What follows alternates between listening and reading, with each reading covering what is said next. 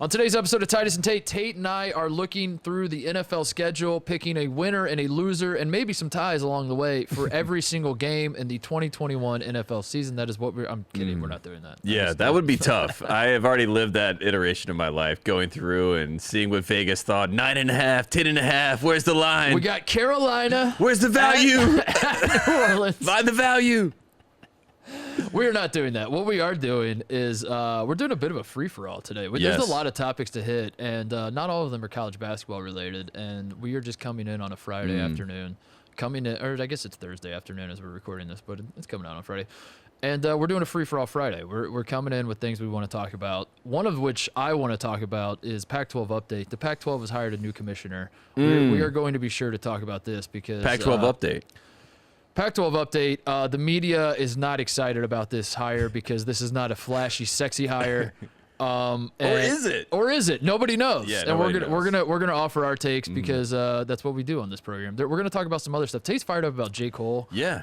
The BAL, the Ball League in Africa, the Basketball African League. J. Cole is going to play for Rwanda's Patriots team, and it's going to be a great time because J. Cole. I'm going to tell a story about J. Cole. I tried to get J. Cole with all I could. I have no pull, but I tried to get him to the Pistons at one point. It did not happen, but now he's in the BAL, so I'm very excited about this. I want to talk about Tom Crean at some point as well because Tom Crean is, as we say, doing Tom Crean things. Yes. And this caught my attention. There's a handful of stuff we're going to talk about. We're going to be all over the place. Come along for the ride. Yes. Join us. Free for all Friday. I think that's a good, lock it in. All of it is coming up, but first, Woody Durham.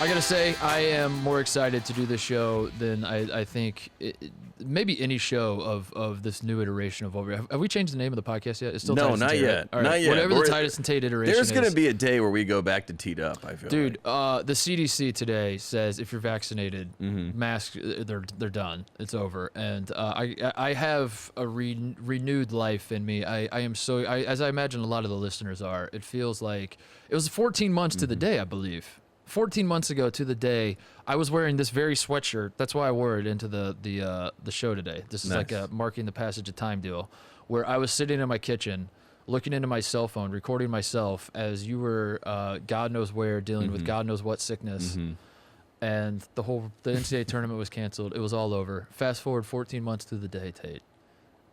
I don't know. I'm excited. I'm so excited. Like I want to go to like a bar in West. I close my eyes. I picture like this bar in West Hollywood. It's packed. The average age of people in there are like 11 years younger than I am. I do not belong in this place. It's a place that I would hate, but under the given circumstances, it's been so long that like Levels comes on, and then it's a bunch of guys like holding the tops of their drinks and pointing at each other across the bar. Yes. And you picture it, and I'm sitting there and I'm like, I hate everything about this, but I love it because we're back. And then Don't Wake Me Up comes on and it just keeps rolling. I don't know, so I'm feeling the juice, man. I'm excited to do the show today because that's where we've arrived as a society. And I'm excited that college basketball, it seems like in the fall and the winter, maybe arenas are going to be full, maybe no masks. I mean, some of them already were. I was going to say, there was light at the end of the tunnel because Florida was Florida the entire time. Yeah. And they stayed, right in their lane as we expect. We had the NBA bubble. We got through that whole period in time. And now we've gotten to, hopefully, the light. Hopefully something that is relatively normal. And that's great. And you and I are both excited. And it's been a cold off season. But it feels like we might have some summertime vibes coming. And we're in LA, so we're excited. I'm very excited. Speaking of LA, it is Pac-12 country. Yes. What we were doing today on the program is I tasked Tate with the task. That's what you tasked him with the task. I asked Tate to come with 3 things that you wanted to talk about today. Three topics that get your juices flowing, that get you excited.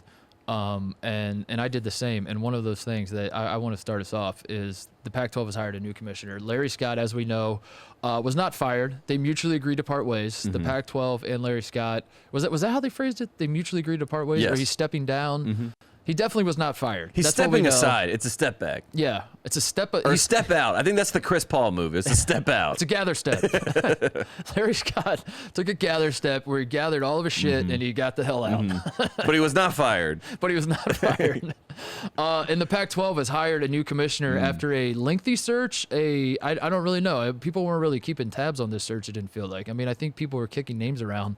But from what I could gather, it didn't seem like anybody really knew much of anything. There was no leader in the clubhouse. There were no, I'm hearing these names. I mean, who would be the guy that everyone was looking for? And I know you and I joked about it. I said Andrew Luck at one point because what else is he doing? He could be the Pac-12 I think commissioner. Gene Smith was certainly on my radar because he's the Ohio State athletic director, and he would be a guy who when you're running the Ohio State athletic department, I feel like there's not a lot of places you can go in terms of like the next step of it's challenge. Conference. Yes. So you got to go into conferences. Maybe he wants to take Mark Emmert's job, and Emmert becomes the president of LSU, and then he goes. I don't know, but that was one that I think people were kicking around, but no one really knew where they were going to go with this thing.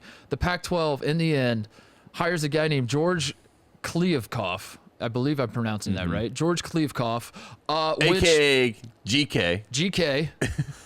Which got an overall reaction from people as who? It got a lot of who's, and then once people figured out who, they were like, "What?" Yeah, and then they got a little upset. And then I think the real question is, what do we actually know about this hire, and do we even know anything? I think this is the point I want to make about this hire is that we have reached a point in the media where people that cover college sports for a living, where the hire that's not splashy, that isn't like that they can't I shouldn't say they. I am part of the problem. Yes. That we cannot just put in a box and say this is what this is. It's very frustrating. We want the splashy hire one way or another. We want you to hire. We wanted the Pac-12 commissioner to be either Andrew Luck, or we can be like, damn, that's cool. Like, I don't know if he's gonna know what he's doing, but his dad is smart. He's smart. He played in the Pac-12. Cool, and he's young. I like it. There's like the inception of luck, like good luck with Andrew Luck there for some reason. We want that, or we want like Kevin Stallings going to Pitt, where everyone's like, whoa. This is going to be awesome. This is a disaster. It's a train wreck. Yes. I can't wait. But when you get a guy like George Kliavkoff, and you're like, who the hell is George Kliavkoff? And you start Googling, and he's some exec that is from MGM, and he's got ties to Vegas, and people are just whelmed. They're not underwhelmed. They're just sort of whelmed, and and it's a lot of trying. I think that's where we arrived, and we found that in the coaching searches as well. I mean, I complained about this last time we talked to Andy Katz. We should have Andy back on, by the way. And see he's out there.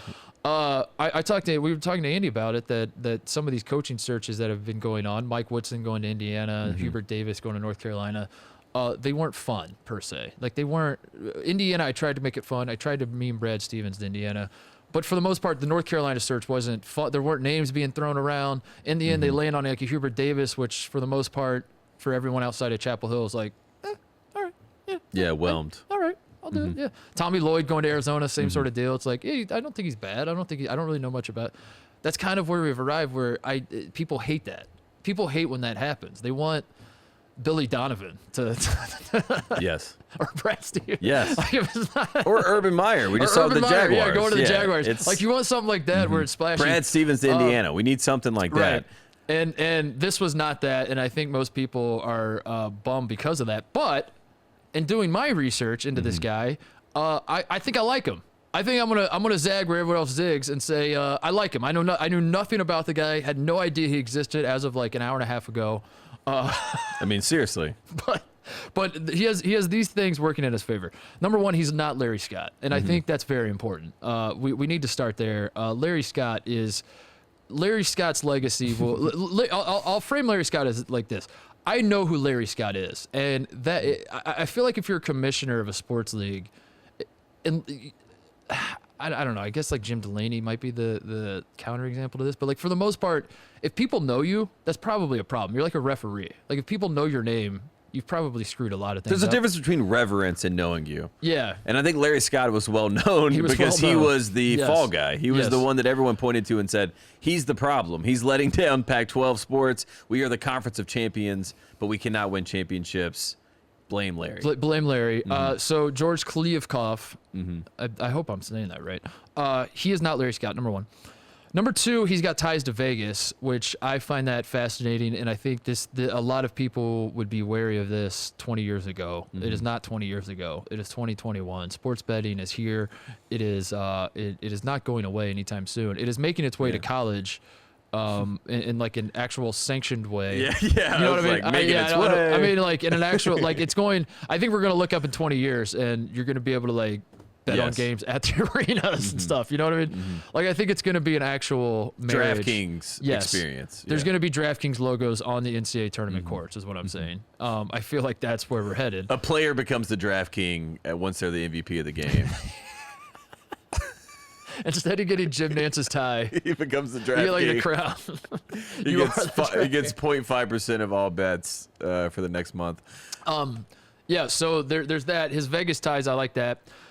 He's very forward thinking with the name, image, likeness stuff. Like I saw in his press conference immediately out of the gate, he's like, "Bring it on! I want name, image, likeness. Yep. I want a college football playoff expansion." All that stuff, I think, is what needs to be said. I think that's what the Pac-12 needs. I think Larry Scott, his mindset when he took the job of the Pac-12 was, I care about tennis and I care about academics, and that's great, Larry.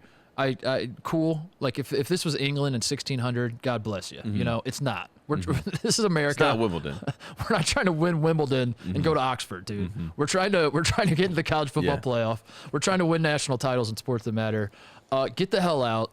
Bring in a guy that's like ready to gamble, ready to drop bags, ready to we do don't whatever want he needs. tea and crumpets. We want Yes. bread. And Kliavkoff said, and I quote, "We know where our bread is buttered. We're focused on the revenue sports." And that is, if you are a fan of the Pac-12, and we're a fan of the Pac-12 being, the deliverers of the Pac-12 The update. only college basketball podcast with a Pac-12 update, yes. That is where the focus should be, And when you think about, him saying that coming out of the gate, he gave his 3 priorities: protect and support the league student athletes.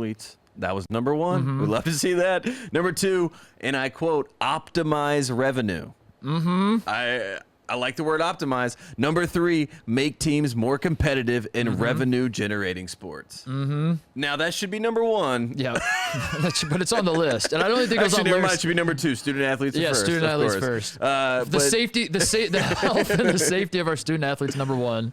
But I like it. I like that Kliavkoff came out and he said, "I am not that guy," which I think that's the first thing you have to do to separate yourself from the old regime. Because did that. a lot of people were trying to compare the two. I saw because Larry Scott had no experience being a college administrator or being involved in college sports. Bingo. This guy doesn't either, and it's like, Separate. is this the same thing? No. And he's like, no. And I am MGM. I know how this whole business works. And if you saw the NFL schedule come out, the top 5 games, average ticket price, number 1 is the Brady game when he goes back to New England, of course. Like average ticket's like over $1,000. The next 4 games in the top 5 are all in Las Vegas. So it's like Bears going to Vegas, it's Rams going to Vegas. So in general, Vegas is going to be a sports hub. We already see that. The WNBA is pushing Asia Wilson. They're going to have, their say there with the WNBA. The NBA is going to go to Vegas, Are we worried that Vegas is too mainstream now? That was Vegas has become popular. that- It's become like Kleenex. It's public domain at this point. It's called Sin City, and there was like a certain, there was a certain. it was risque. It's like, I'm going to Vegas. It was almost I'm not faux gonna tell pas. you what I'm doing there. And they're like, In I'm fact, keep it quiet. in Now our it's- small towns, if someone was going to Vegas, you're like, something's going on. Yeah. Okay. George, how's the wife? Like, what's going on? Like, do we need to talk? Yeah, your basketball coach disappeared to Vegas. You're like, oh, this isn't good.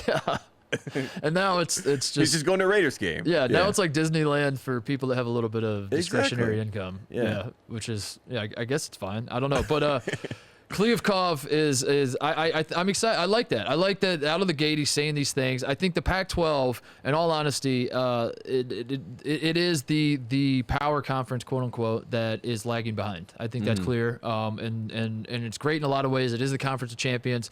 I love that the Pac-12 wins beach volleyball titles and sailing titles. That's cool, but let's get down to what matters. It is revenue sports.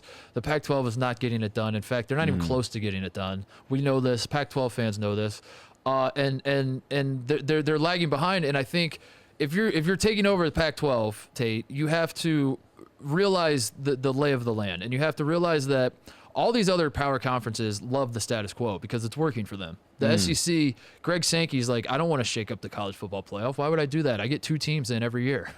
Half the teams are from the SEC. I'm very close to getting 3 teams in, honestly. Like, I could probably convince them to put 3 teams into the why would I want to shake that up? Why does the ACC want to shake it up when they know Clemson's in every year? And Ohio's Big Ten knows Ohio State is probably in. And if Ohio State was to lose along the way, whoever beats Ohio State, that they're going to be in, because it's like we beat Ohio, so no one really wants to shake this up. The Pac-12 needs to shake it up. They need to catch up with the other conferences, and I think this is smart thinking. If Kliavkov is going to embrace Vegas, embrace name, image, likeness, embrace trying to expand the college football playoff and shake all that up, what he's doing is, instead of like trying to catch everybody else on the track that college sports is on, he's like, I'm just going to cut this corner. I'm going to meet you guys 15 years in the future. Like, I'm just going to go there right now, and we're going to get a head start on betting. We're going to get a head start on all these media deals that you guys are taking the current framework and building on that. And trying to expand it. You're just trying to extend. And I'm way behind, so instead of trying to catch up, I'm going to throw away that framework. I'm going to guess that in 15, 20 years, like, this is going to be the framework. And we can be nimble. That is the Pac-12 Pac-12 update. Yeah. We're going to be nimble in the future. And I love this quote. They said that Kliavkov, he knows what he knows, and he knows what he doesn't know. And that's that's what you hear about a lot of leaders. That's great. And I think Larry Scott, I think he knew what he knew, and he wanted just to do that. He wanted it to be tennis. He wanted to be Olympic sports. He wanted to be academics. And in reality, let's just be honest, that's what college sports probably should be in a vacuum. It should be. But it probably will never be that ever. So even then, to adapt. If that's your mindset, I won't kill you for that, because I like the idea of still having student athletes and still prioritizing academics, and I don't want the non-revenue sports to go away. These are all important. The problem is leave that to other people, Larry. You're the head of the Pac-12. We want you to make money and win national titles that matter. That's really what your job is. That's not your job. Your job is not to care about academics, honestly. Which is crazy. Like, let the schools do that. Yeah, that's not your job. I don't want my PE teacher like trying to help me with my calculus homework. That is true. You know what I mean? Yeah. Like, I don't go into that's not how it works. Your job is your job. Let's just play some dodgeball. Roll the dodgeball out. Let's win some national titles. Kliavkov let's make knows a lot that. of money. And let's get rid of the goddamn Pac-12 never, because yikes, what a disaster that's that is. done.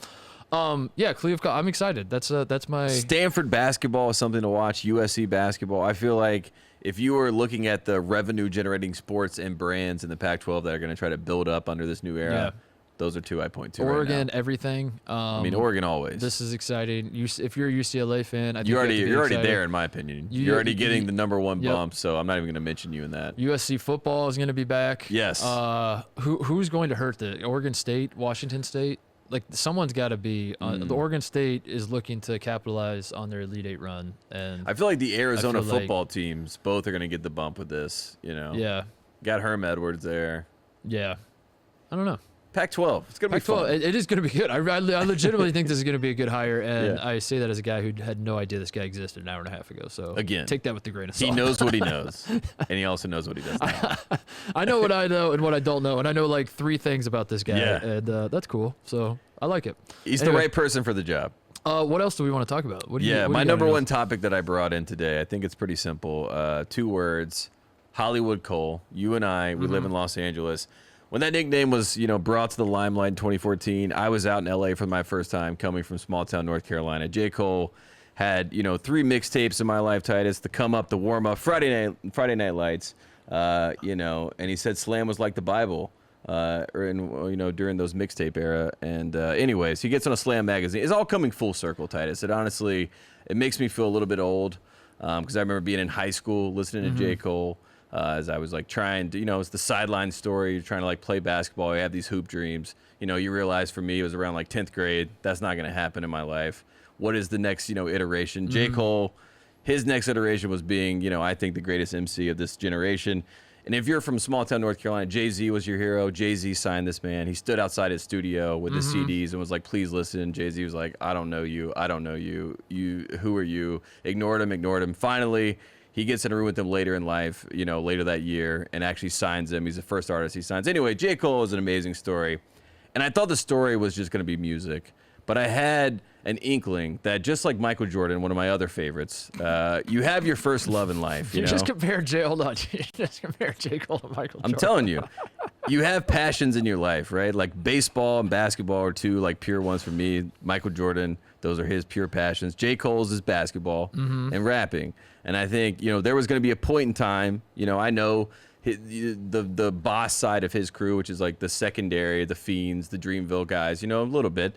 And so I'd always kind of kept up and asked about J. Cole. They're like, he's always in Raleigh playing, you know, at the gym there in Raleigh, like playing pickup all the time. They're like, Cole's good, you know, Cole can hoop. And then, you know, Dennis Smith did the dunk contest in Charlotte. He puts on J. Cole's Terry Sanford jersey. Yeah.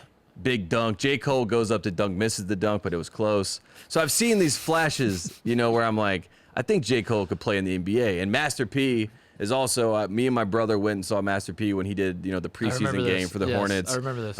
It was a lot of no limit soldiers in there, you know, a lot of camouflage, a lot of people going crazy, a lot of people making them say, Beautiful moment in Bojangles Coliseum history. This guy tweets at me only to talk about things related to the Charlotte 49ers. And one of those things has been, for a very long time, is the former head coach of the Charlotte 49ers men's basketball team was a guy by the name of Alan Major, who was an assistant coach on the 2007 Ohio State Final Four team that I was on. Wow. So I know Coach Mage well. Coach Mage is I know, whatever. Long story short, this guy tweeted me and was like, hey, FYI, if you've seen the J. Cole story, you should look up who the coach is. And as soon as I saw him say that, I knew who the coach is going to be. And I'll be damned, it's Alan Major, dude. The guy the head coach of the Rwanda team that J. Cole is going to play Patriots. for is Alan Major. We're Patriots fans. All right. I'm so a fan, yeah. All right, yeah, we're full on. Coach Mage. Quick Coach Mage story. Please. He was the big guy coach at Ohio State. He coached the bigs, so he coached Greg. He's coaching Brandon Costner right now. Well, there you go. Yeah. He was Greg Oden's coach in college. He did skill work with Greg. So fast forward to Greg Oden's wedding a few years ago. It's in Maui. And it's over Labor Day weekend. That's what I remember. I don't remember the date, but it was like Labor Day weekend. And he invited a handful of people. One of them was Coach Mage, and Coach Mage comes to the wedding. But he's not at the wedding, Tate. So the wedding was held. I might be getting my days wrong, but like I think it was on Sunday, on Labor Day weekend. It was like that Sunday afternoon, evening, and then it spilled, you know. And then we had the party Sunday night, and then Labor Day off, and we had fun. You get it.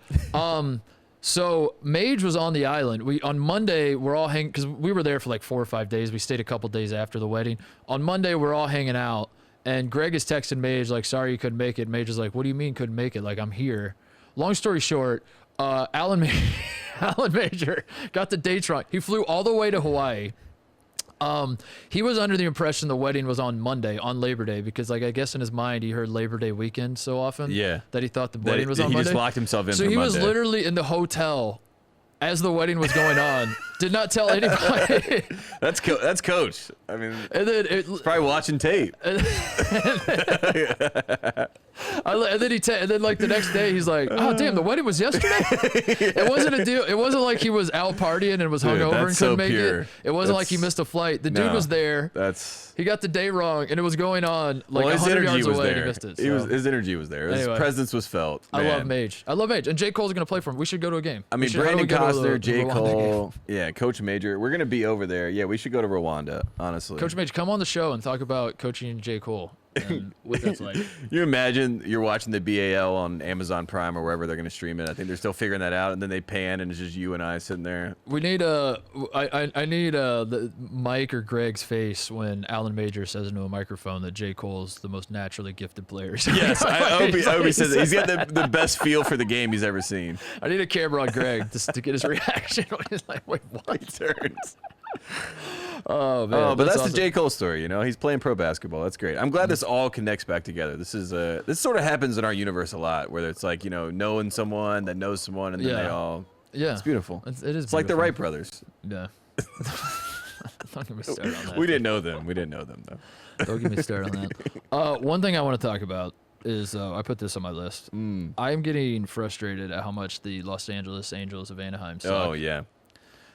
I get the LA Times on my phone, like the actual newspaper, but it's the e-version. So I just scroll through and I read the sports section every day. Yeah. And all I read about is the Angels and just all the strife, whether it be pool hosts, getting canned him the other day. You know what I mean? So I'm with you on this. I'm glad this is on your list. It is. Shohei Ohtani might be my favorite baseball player of all time, and he's played like 7 games that I've actually paid any attention. We saw a game when we were in Indiana. We saw him hit a home run. We did. Yeah, that's right.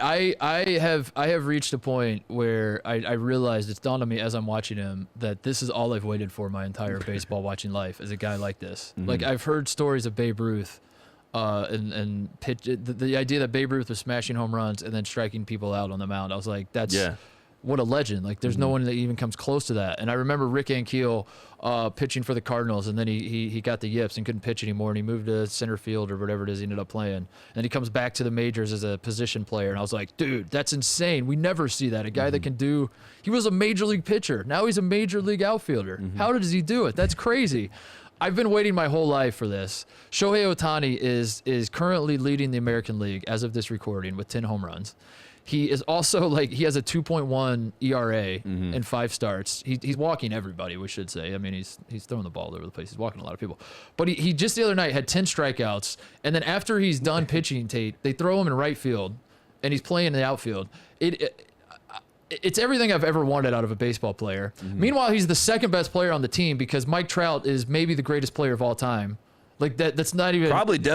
Definitely. I mean, Mike Trout wraps it up. He will be the greatest baseball player of all time. And you look at those two guys, and you say, what's so how can they not win? Yeah. And it's not their fault, obviously. We understand how this works. And I know this has been the Mike Trout struggle throughout his entire career, is that he's been awesome, and he's never won a playoff series. That's been the story. I guess I haven't really cared until Ohtani came on the picture. And now you got the two together, and they're not the Angels. To be honest with you, that picture looks photoshopped. I don't even think that's real. You know what I mean? The fact that those two talents are in Anaheim. And look, I've driven to a game. I watched the Yankees in Anaheim 3 years ago, and the drive down in LA traffic and back was one of the most laborious experiences of my entire existence. And I want to talk about this. Like, the Angels, this is not a novel. We are not breaking news here that the Angels don't matter out here. But how do we fix this? What can we do? I have an Anaheim Ducks hat on right now. What can we do as guys that live out here to? I mean, this is like the Pac-12 update. What's the answer to everything baseball for the future? Hyperloop. I think that's the only answer. The Hyperloop somehow goes to Anaheim and Disney World. There's like some sort of little cutout that they have for Elon Musk and his family to go there. But yeah, I don't really know what the answer is, other than you would say bring stars. If it was just like a team that had no star power, your answer would be bring stars. People will come for stars. They don't. They don't. I'm so confused as to how the pitching is horrible. They're giving up more runs than anyone else in the majors. That's why they're losing so many games. But I don't know, Tate. I as a baseball fan, as a guy who I just go back to my youth when Sunday Night Baseball comes on and Joe Morgan and John Miller are on the call, and I'm just glued. I don't care what two teams are playing. I'm watching it. This team, the Los Angeles Angels of Anaheim, first of all, horrible name. Maybe we need to change that. The fact that you have these two guys, which if I'm making a power rankings, I know Acuna on the Braves and Tatis and Javi Baez, if he's actually making contact and not swinging out of his shoes. There are more exciting guys in a lot of people's minds. For me, those two are 1A, 1B on my favorite baseball players to watch. And their team is horrible. They don't matter. They're never going to matter. And I feel like I don't know. That's why I wanted to say something on the show, because we're going to look up in 5 years, and I guess Trout signed the massive contract, but I'm just worried that everyone's going to hate them when they're on the Yankees, and that's what we're headed for. And I don't want that to happen. I really feel like I'm going to have to explain to my kids.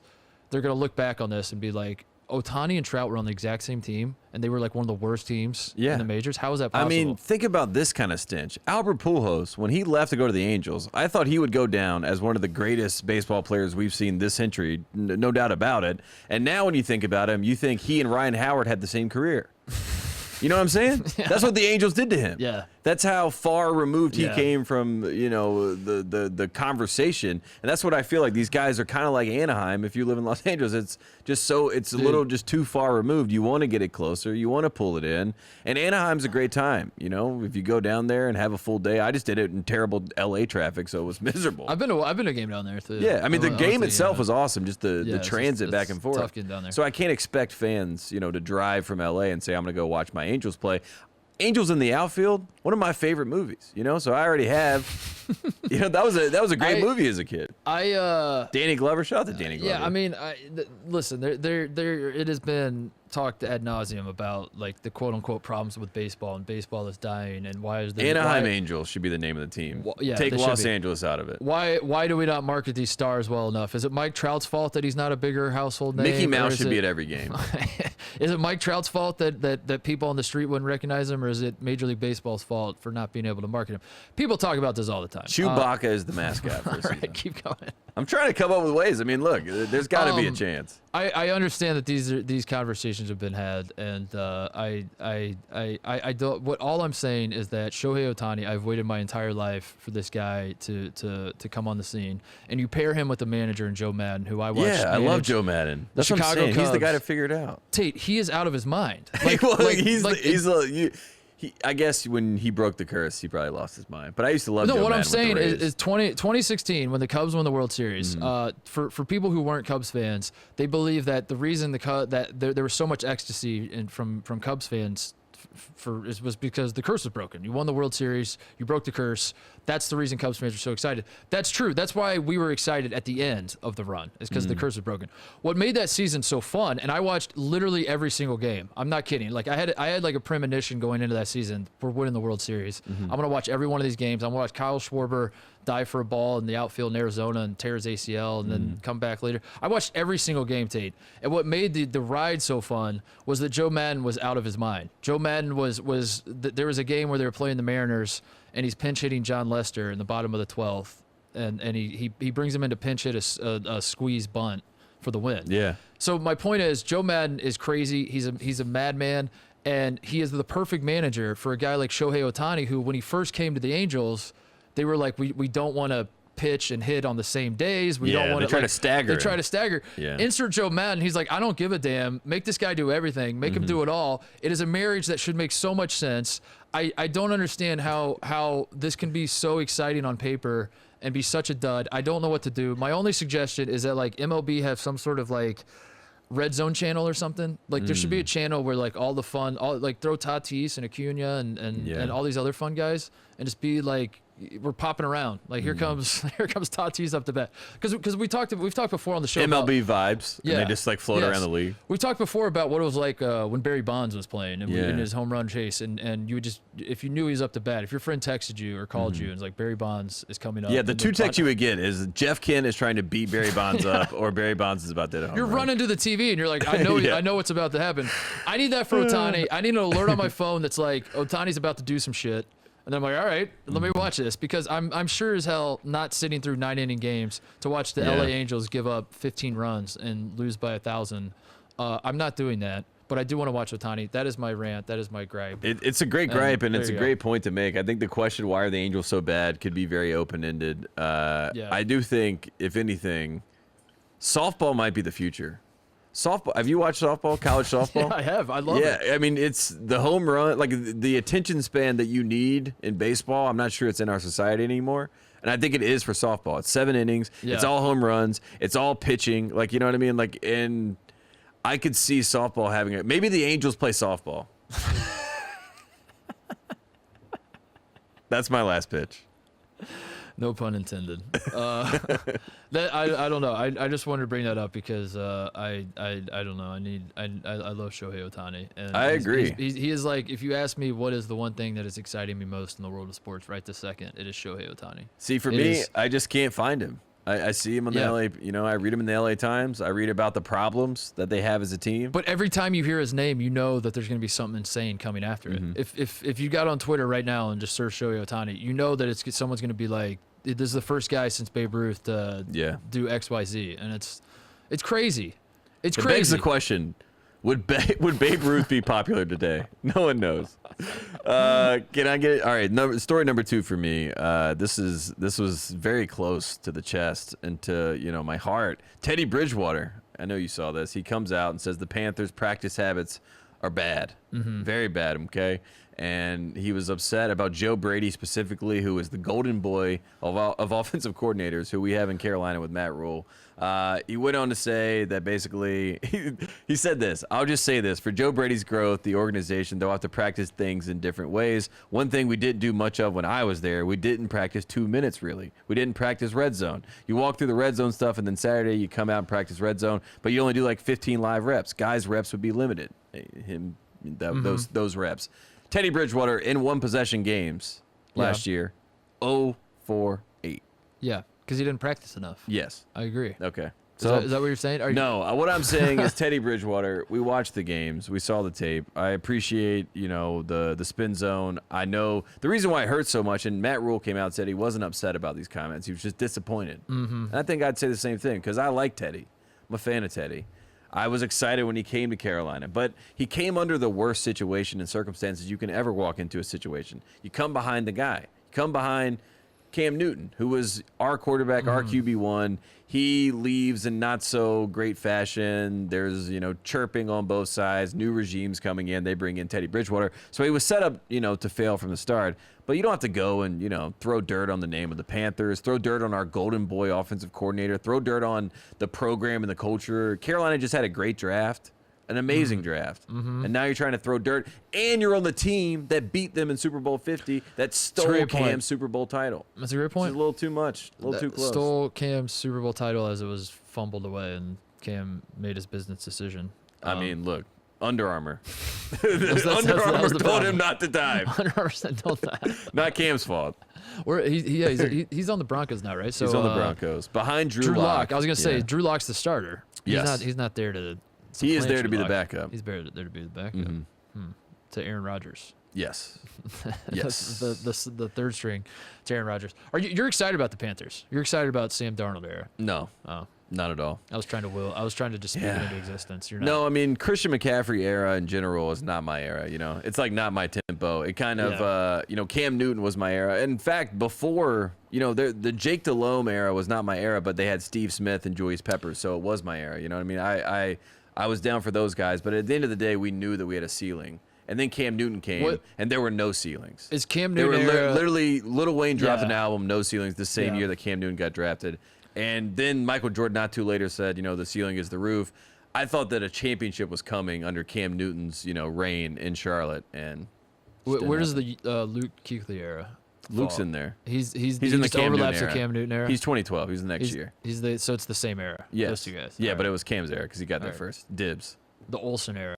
Where is it? Greg Olsen was a great trade from the Bears. By the way, Justin Fields, I'm really worried about your guy being in Chicago. Chicago is just, it's where quarterbacks like Mitch Trubisky that have so much potential die. But I mean, that's what they said about Mahomes going to Kansas City too. So there you go. Am I saying Justin Fields would be Patrick Mahomes? No, I'm saying he'll be better. That's what I'm saying. I hope so. I'm saying the NFL is fascinating. I mean, there's so many different, like even Jalen Hurts and the excitement for the Eagles. I'm surprised by. I didn't know Jalen Hurts was going to be the guy there. So there's a lot of teams. I think what you bring up about Fields is a good point, but I think what might be working in his favor is that because the Bears have had so many bad quarterbacks for so long, that the bar is set so low that if Justin Fields could just like on 3rd and 7 get a first down by dropping back and throwing a pass. And not like scrambling all over the place and looking scared for his life. Trubisky did that. They just forgot. And he just drops back and makes the simple throw and gets the first down. I think Bear fans are like, I think we got our guy, and they're gonna love him. No, it lasts for like 4 months, and then they say, "Get this guy out of my face." That was what happened with Trubisky. He made the Pro Bowl, by the way. Mitch Trubisky made the Pro Bowl. That's the thing that happened. And he was the Nick, most valuable player, on Nickelodeon. So the MVP, as they say. When you said that, my mind immediately went to wait till Buffalo has an injury and Mitch Trubisky comes in and everyone's like, dude, this guy should be a starting quarterback. You remember when Dan Uggla made an All-Star game? That's what I feel like. Dan Uggla and Mitch Trubisky have similar. Like Dan Uggla made an All-Star game, then like the very next Say It what might- you it might want have been about the next year. It Trubisky, was but like that year he he sucked. superseded TJ, or maybe he hasn't superseded TJ Yates because TJ Yates won a playoff game. But we just needed a better North Carolina quarterback because NC State has Russell Wilson, or they Yeah. claim him. Yeah. They also had Mike Glennon, who was a starting quarterback. Why does NC State get to claim Russell Wilson, but He's Ohio doing State, the commencement speech. Ohio this State year. can't claim Joe Burrow? How is that You fair? can't because How Joe is that Burrow, fair? he never Explain that played. to me. He never played. He Exactly. won. He won. Russell Wilson won very important games for NC State and ruined my life as a North Carolina fan and made me honestly Are you question looking? everything. Are you looking me in the eye and saying that the bench guys at Ohio State don't contribute anything to the team? Yes. Wow, that is that is. Joey Lane's so upset right now. He's like, wait a second.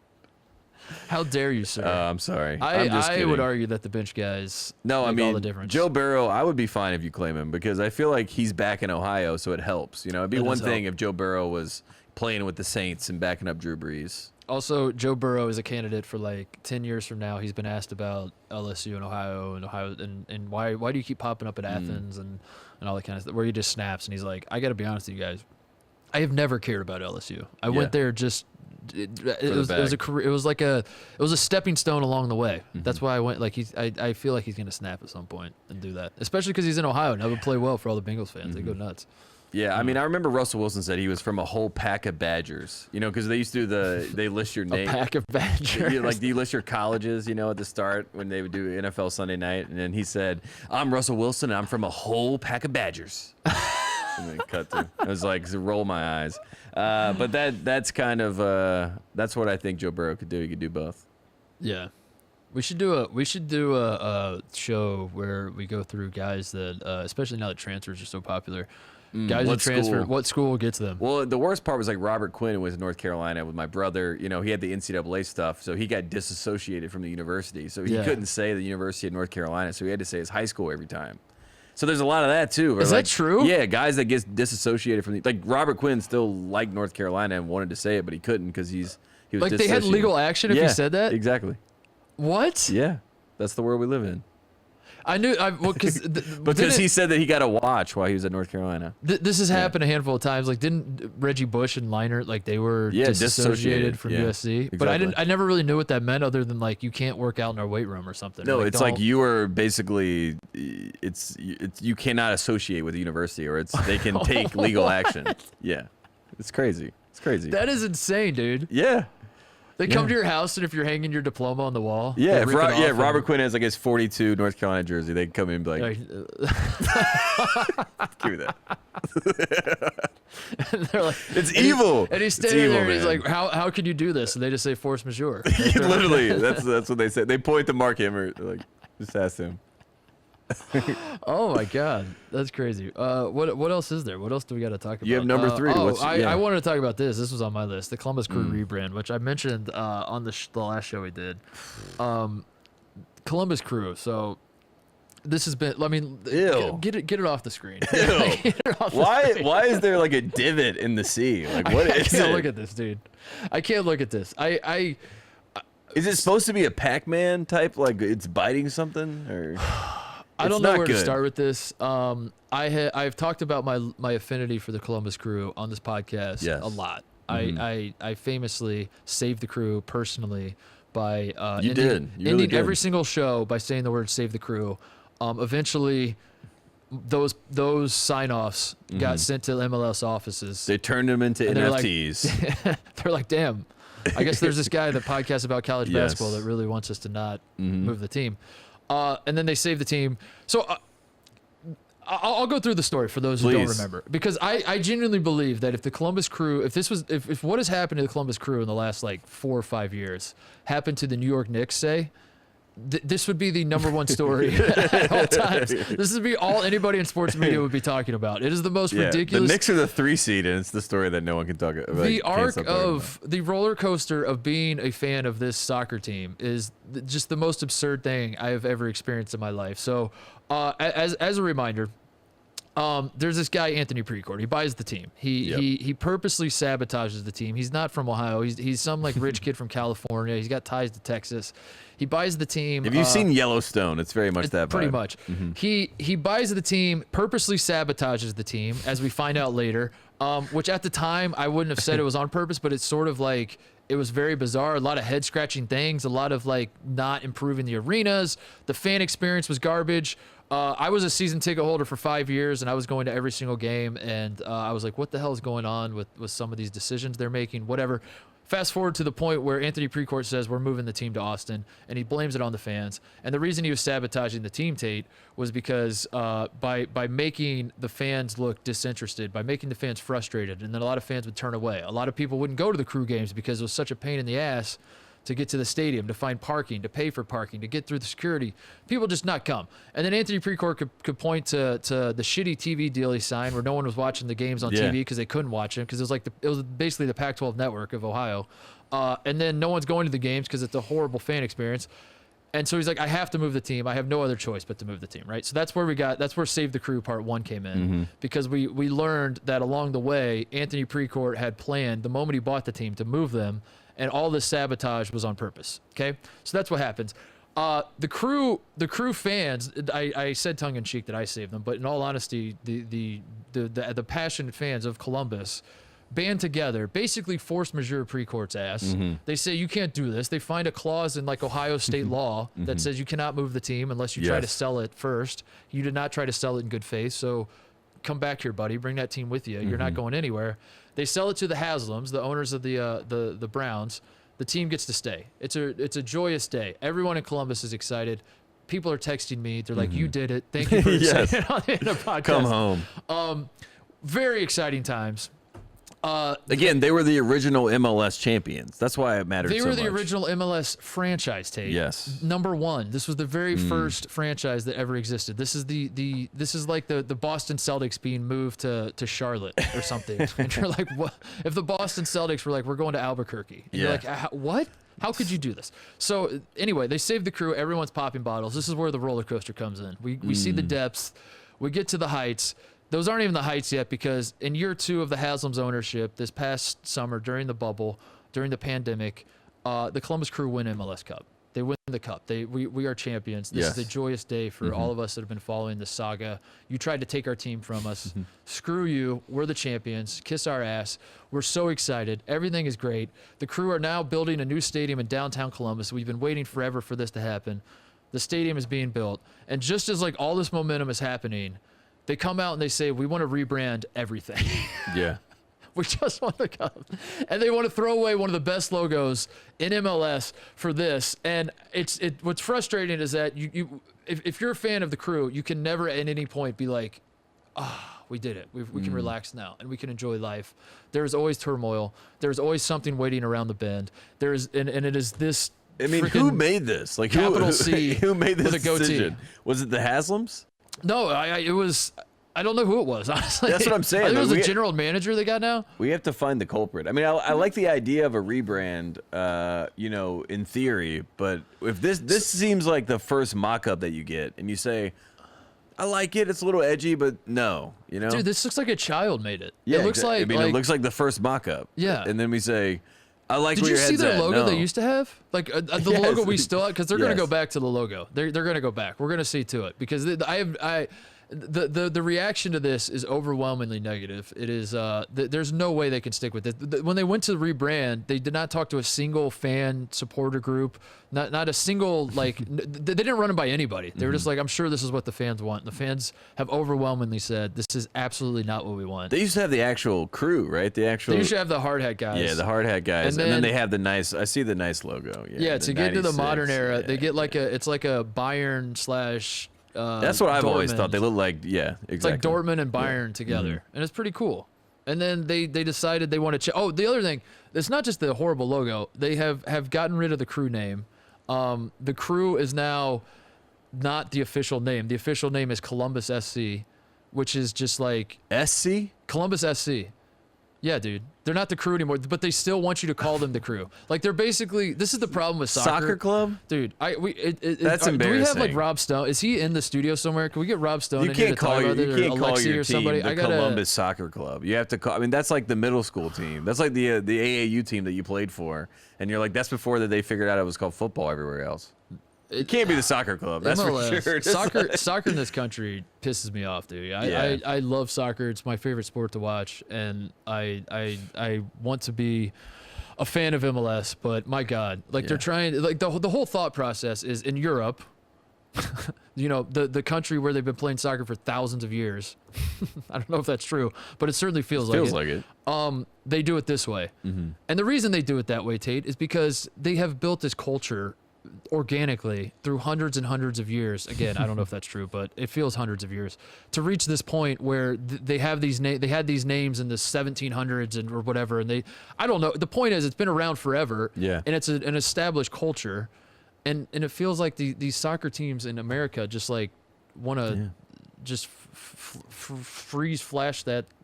I mean, flash fry, whatever the term is. We're like suddenly let's snap our fingers. There's no Duomo over here, you know. There's no. We get rid of everything. We tear it down and we build new. And I don't understand. The Columbus Crew. What are you gonna do? But you cannot have soccer club in your name and be for real. Soccer club, dude. Soccer club. And they're not. And but they said they want people to. Here's the quote. Here's the quote. As from the someone gym. who played soccer his whole life, you can never have that in the name of your pro team.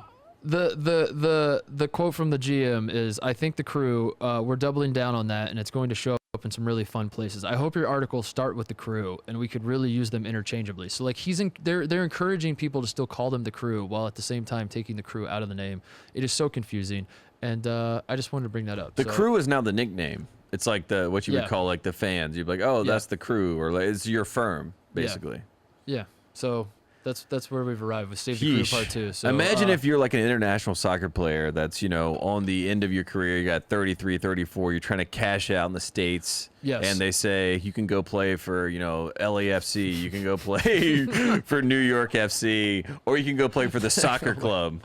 Or you can go play for Columbus SC. The soccer club. I mean, dude, they're probably going to call it that. Out. They're probably, I mean, we're 4 years away from them rebranding again and just being like, we are the soccer club. Yeah, the club. The club. You guys are the Crew, now you're the club. Oh my God, the old logo. That logo's awesome. Columbus That's an awesome logo. Residents, yeah. Just stick with it, dude. The logos don't matter. At the end of the day, it doesn't matter. Just stick with. You know how you build culture? Because like again, you're trying to get to a point where Liverpool has culture. Wouldn't that be cool if we had that culture? Manchester United has this culture. Yeah. You know how you get culture, Tate? You make something, you stick with it, you write it out. You endure. And you endure. And it's garbage. It's the NCAA's motto. The Dallas Cowboys. They're like tradition over everything. The Dallas Cowboys logo is a star, Tate. True. It's a star, and it's iconic, and it's like it's literally a 5-point star, and that's all it is. And it's iconic. I mean, it happened with the Hornets. You know, they brought the Hornets name back, and then they were saying, "All right, were you ready for the logo?" We're like, "No, we already know the logo. The logo already go back. Bring it back. Just leave the logo. I don't understand.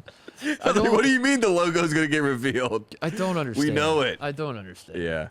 Anyway, tough. So that's the fight now. We have to do it again. All the Crew fans. We put our weapons down. We exhaled. We celebrated a title.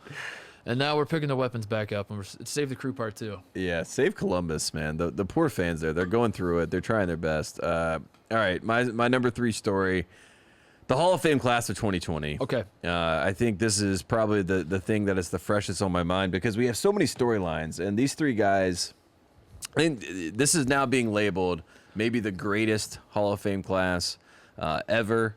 And the reason I say that is because you know how Michael Wilbon, we always joke that he was at that game.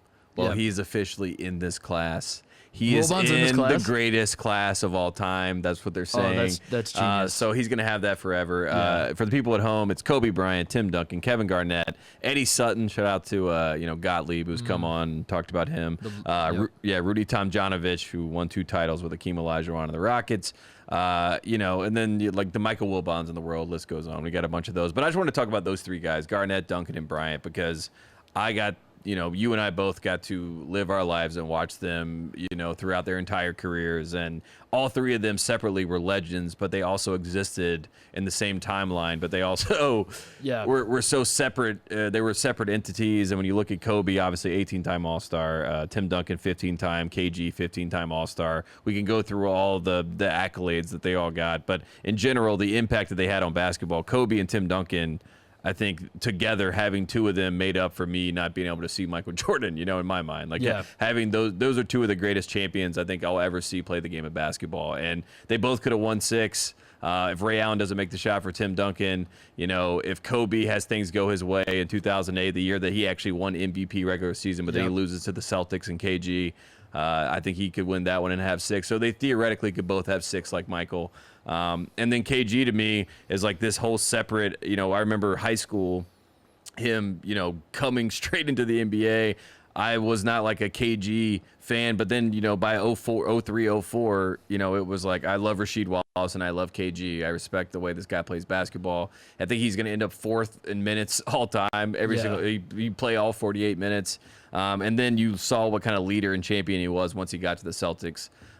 So those 3 guys, I think they're all so multifaceted and so important to basketball. It's cool to see them all be in the same class. Kobe and Duncan especially.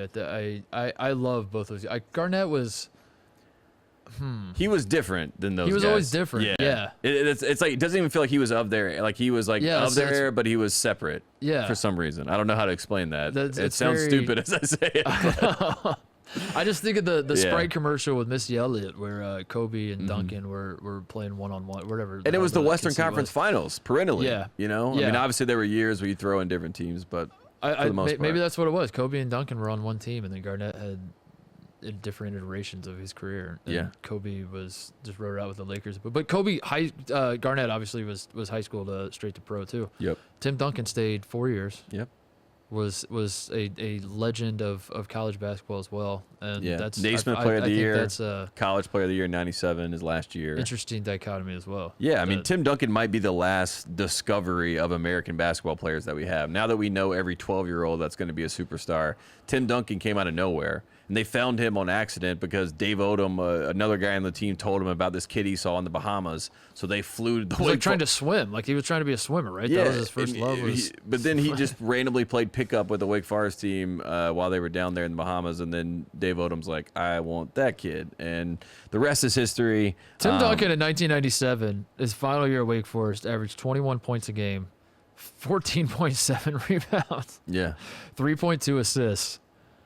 And 3.3 block shots. Yeah, he's first team back-to-back years. Shooting 61% from the field. He shot 27% from 3.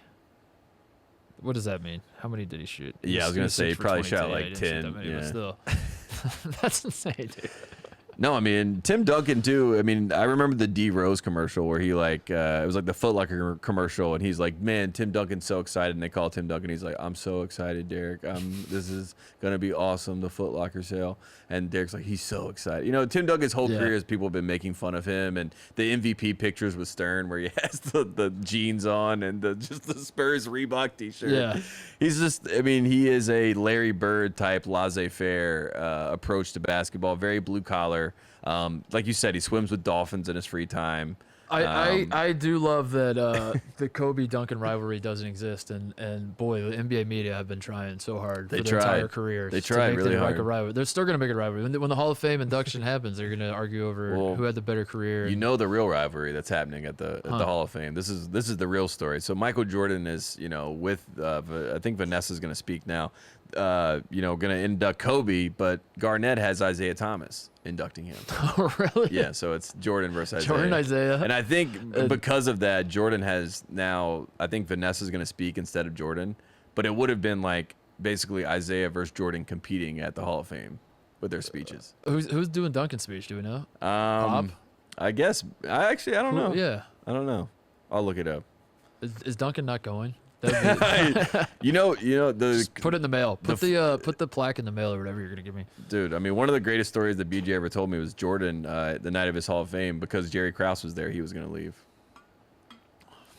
The Hall of Fame is very you know what I mean. It's not necessarily it's a show at some level. So Jordan seems pretty petty to me. Breaking news: Michael Jordan carries grudges. You know what? I'm gonna say that is the greatest Hall of Fame class ever. I don't have any. I wouldn't know any other Hall of Fame classes, but that seems like a argument that's not worth having. I mean, Rudy Tomjanovich is a great coach. Was he on the '76 Michigan team? He's too old for that, right? Tomjanovich, the '76 Michigan team that lost to Indiana. Yeah, he'd be too old for that. He was the coach of the 2000 Olympic team, we should mention, when Vince Carter jumped over a guy in Sydney. Tom Jonovich was the coach. KG was on that team. Yeah, his last year at Michigan was 70. Dude, he averaged 30 points a game. I encourage, this is my homework for the listeners if you just want to have some fun and you're bored and you're sitting at home, and just go look up like old dudes and their college stats. Just, I mean, we all know like the legend. We know Pistol Pete stats. We know Larry Bird stats. Just look up like guys like Rudy Tomjanovich averaging 25 points a game over the course of 3 years at Michigan, and 14.4 rebounds.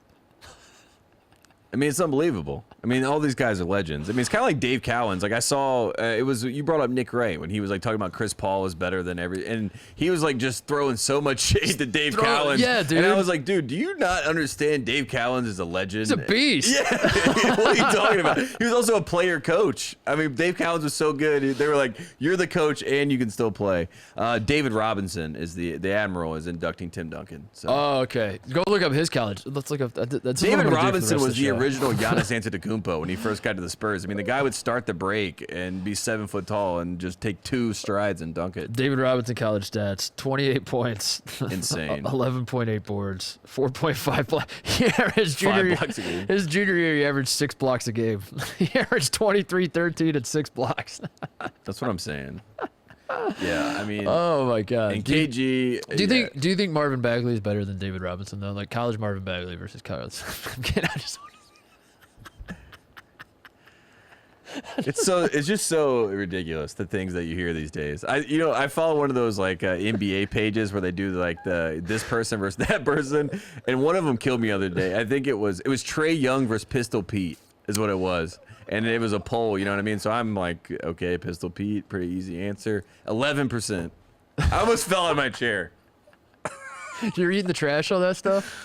I'm just I see things and you're 8 page like Jay Billis tweets out who you giving the last shot to with like 6 different guys, and you're 8 pages into the comments arguing with 12-year-olds and that list that he put out. I'm like, none of these people have. I mean, some 12-year-old said RJ Barrett, and Tate's in the comments like, you stupid bitch. Watch a game. Learn some history.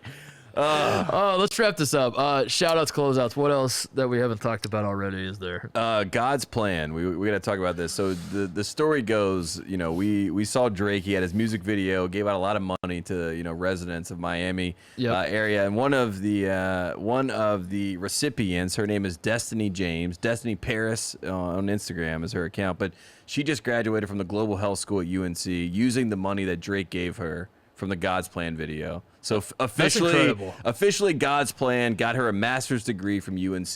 And unfortunately, she took none of the classes, and they just say, I'm kidding. People at home love that. The Duke fans are standing up. They're like, we did it. We did it. He got him again. Tate's going to reach across the table. I'm making too many. I'm just saying, God's Plan at the end of the day, we thought it was Virginia, but it was always North Carolina. Yeah, so as a reminder, the story with, I said before the show, Jeremy, one of the guys that works on our show, heard me say this out loud, and he about fainted. Like we almost had to call the paramedics to get him in here because I said God's Plan might be my favorite song of all time. And the reason I said that is not because the song is actually the best song. It was my own personal journey with this, and I've told this before, but just it's not that interesting of a story. But I got on Twitter. I did not even really know anything about Drake. I knew he was a rapper, but I couldn't name a single song. I couldn't name. I didn't know you really were tuned out what he looked like. To be honest with you, I just knew he was a rap. If you asked me who's Drake, I'd say a rapper. That's it. That's all I know.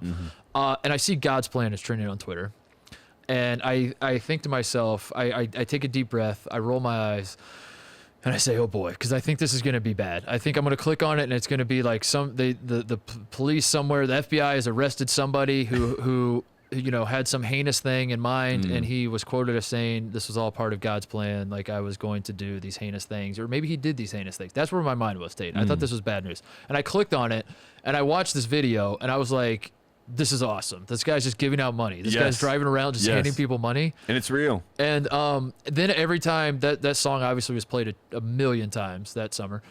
every time the song was played, I was just like, I would think of the music video. I was like, I like that guy, that Drake fella. That Drake fella is pretty good. And then we turned into a bit on the show about Virginia, that they lost to UMBC. Maybe God's plan is going to be that they're going to win.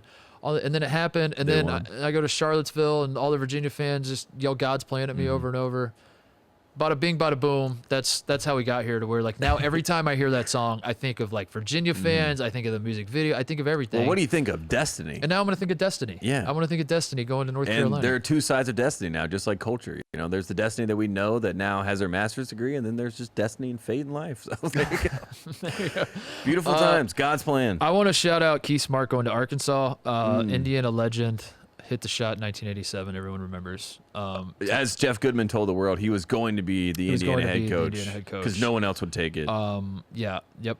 Indiana should have called him and hired him. Instead, Arkansas has hired him to be an assistant. So he was so highly sought after to be a head coach that Indiana should have called him, but then Arkansas brought him in as assistant coach. But there is a tinge of a rivalry brewing between Justin Smith transferring from Indiana to Arkansas. Now you have Keith Smart on Arkansas staff. He's an Indiana guy, obviously. And then Eric Musselman, the rumors of Musselman, is he going to take over the Indiana job? And then he obviously does not. And Musselman's an NBA coach. You know, he's a former NBA head coach, so he has the same kind of background as Woodson. We need like 2 or 3 more connective tissues to tie Indiana and Arkansas colors. to build a real rivalry. True I would like to see Bloods. this happen. I want to see some sort of that would be an interesting thing if they did like a home and and cut Arkansas. out Kentucky. Cut out Kentucky. Dude. Yeah. Arkansas is the new Kentucky. And Jerry Jones could be at games. He's a big Arkansas alum. There you go. That has your attention. Jerry Jones versus Mark Cuban. That's a Dallas. Wow. We spent a lot of time last show talking about all the bag drop in the SEC. Let's not sleep on Arkansas. Let's not sleep on the deep bags that they have in That's the FAFL. Southwestern Conference. You know what I mean? That's the SWC, if you don't know. So don't they get have confused. all those companies down there. The Walmart is the big one. What was the other one? The Hunt deal situation. They got everything. They got a lot Arkansas. of billionaires with connections to Arkansas. Jerry Jones and My one time I was in Arkansas, I was in Little Rock driving to Oklahoma on a mission trip. We stopped, saw Grown Ups, the movie. Seriously, it's a real story. And that was in 11th grade, 10th grade, something like that. The guys that were walking in, at least this day in Little Rock, they had taken the polos, like white polos, cut it off. Cut off polo, collared shirts, cowboy hats. It's tight. If I told you right now that Arkansas and Indiana have scheduled a home and home, a double home and home, the next 4 years there's going to be home. I guess that's how it would work. With Bud Walton in Assembly Hall. That has your attention. Yeah. That's making it move a little for you. Is it not? Yeah. That's Let's what I'm get it saying. going, man. Like that's why we need Arkansas basketball. They're chomping at the bit to be talked about, and we're ready to talk about them. I'm talking about We're them. on the must bus. So there you go. Also, Ty Washington signed with Kentucky. Yeah. That happened as expected. File that in as expected. Well, we told you last show the bag was back at Kentucky, and this confirmed it. So I don't think it was surprising. I think Will Wade. I don't even think he gave the strong offer here. By the way, that's what I heard from the LSU camp. That Will Wade. Ty Washington. Yeah, that's why it could have been LSU. He let the offer go. He let it go. Yeah. He let it slide. Again, I think the play for Will Wade is make the offer every single time. Yeah, but not Bring the all strong these guys offer to every campus. time. Get. I think just like recruit everyone. Yeah, Get 100 guys. but he can't do that many Zooms. Yeah. He's only done 11. Get 100 guys on campus and then cut like all of them. Basically, that's hilarious. That'd be hilarious. Oh gosh. And then finally wrapping up SEC talk. Tom Crean. Did you see this? Did you hear about this? Tom Crean had a statement when KD Johnson. He played basketball at Georgia. You probably don't know him or have heard of him because he played basketball at Georgia under Tom Crean, which means you're irrelevant unless you're Anthony Edwards. In which case, we'll hear about that forever. KD Johnson transferring from Georgia, trying to get the hell out of that situation there. Yep. And Tom Crean's statement on the matter was this: given the standards and expectations of Georgia basketball, we wholeheartedly agree with KD's desire to seek a new program. Yeah, that's tough. That's a tough one. Yeah. So, again, I can't believe Indiana It's fired better Tom than Crean. roster update, or is it? You know what I mean? Like roster update is kind of just like it is what it is. Here, it's not I wholeheartedly think that this person doesn't have values and therefore they cannot play at our school. I mean, I think that's more of a defaming statement at the end of the day. And if you're a kid, not every situation works out. So you always have to view things like how would how would I be treated if it didn't go great? Yeah. Like, that's how every recruiting matter should really be discussed when you talk about coaches. When I was thought to be in 8th grade, when I was thought to maybe someday be a decent basketball player that'd be recruited, everyone that would talk to me about it was saying, imagine the first day you get to campus, you blow out your knees and you can't play basketball again. Like, is that where you'd want to go? Yeah. That's how people kept like telling me. Yeah, as and I was being recruited. I mean, and that obviously I agree with that, but like, just know this coach, you know, like, see how he moves outside of the conversations when he's trying to smooze you. No, that's what we're saying the same thing. No. Yeah, I mean, exactly. Yeah. But Because don't blow out your knee. Yeah, but also don't blow out your knee. But Please. yeah, I don't know. Tom Crean became famous for running guys off. He would oversign players, and then he would do exactly what I said Will Wade should do, and cut them. And then now he's. You told me that he had pictures of D Wade and all these other players, Oladipo, Cody Zeller, in his Georgia basketball office. I feel like if you're Georgia's. I mean, I applied to that school, visited, loved the campus, loved Between the Hedges, loved the football experience. I feel like at some point, I know gymnastics is the number 2 sport there, and basketball is probably 4 or 5. At some point, I feel like someone will come over and say, hey, this is not it. And still through it all, there will be people that will say, why did Indiana fire Tom Crean? Yeah. The dude burns every bridge that exists. He is a not a likable guy in basically any facet. And on top of that, Georgia basketball has been irrelevant from the second he stepped foot on campus. But and he had the number 1 pick in the draft, and that's supposed to be a good thing. But all anyone remembers is that team sucked, even though you had the number 1 pick. We saw him play Chaminade and almost lose. Why did Indiana ever fire Tom Crean? What a huge mistake for that program. They'll never get over that. That's the curse of Tom Crean to start. Anything else? Is that it? I think that's it. This was a good show. We got to talk about a lot of stuff. Good show. Everyone have a fun weekend. Oh, J. Cole, the off-season coming out tonight. There you go. That's a good plug. What? The album. He has an album. The off-season comes out tonight, May 14th. J. Cole. Is this a bad time to admit I don't know a single J. Cole song? In fact, I wouldn't. If you played it, I wouldn't even know if it was J. Cole singing or not. Yeah. Like, you start playing, I'd be like, oh, J. Cole's cool. And you'd be like, no, that's the guy that's featured on it. See, but he has no features. That's J. Cole's thing. Oh, he doesn't do like... He has no features. On this album, when he went double platinum, no features. It's just J. Cole. It's a one-man band. Sometimes it's Ari Lennox, she'll be on a hook here and there. Is that a big deal in the rap game that you don't have Drake it is if you're a real MC, yeah. Who's the king of features in rap now? Drake, always. Featuring Drake? I feel like Migos has to be up there, right? Drake is just vulturing your music. Like, Drake comes in and is like, hey, little baby, I'll be on this. Yes, indeed, I'll be on this. And then all of a sudden, now his music sounds like your music. And you're like, what happened? What? I feel like Drake, every time he does a feature, he says look before he starts. Yeah. He's like, look. Yes. Well, that's when Drake's trying to be rapper Drake. Yeah. Yeah. And then he starts saying what he wants to say. What about Migos? Migos is up there, right? Like, I feel like Migos pop in. Like, Migos probably... I don't know. The Migos are too this is getting famous off at the this train. point. Yeah. They're all... There's only 2 guys I know. There's not even guys, Migos. God damn it. Those are the only 2 artists I know is the Migos. Yes, a trio. And Drake. And I think that's it. That's all I know. Quavo's like playing basketball, like in these pro-ams, Takeoff's probably making his own album right now. Offset's got Cardi B, so. If there was an off-season rap league, I mean, how is that not a thing yet? Why is Ice Cube not setting that up? Get Drake and Quavo just did something. And Jack J. Harlow Cole and Quavo just won something. Get all those guys, and then let Bieber play in there too. Bieber and Drake would probably be the funniest duo ever, like in a 2-on-2 series, if you just put them together. They play for Canada. Have a good weekend, everybody. Go live it up. Go listen to the off season. The Master Off. That's Future. Future is the Mask Off guy, right? Yeah, there you go. See, Future's number 1. Did he have? Does he do features? Future does everything. See you guys.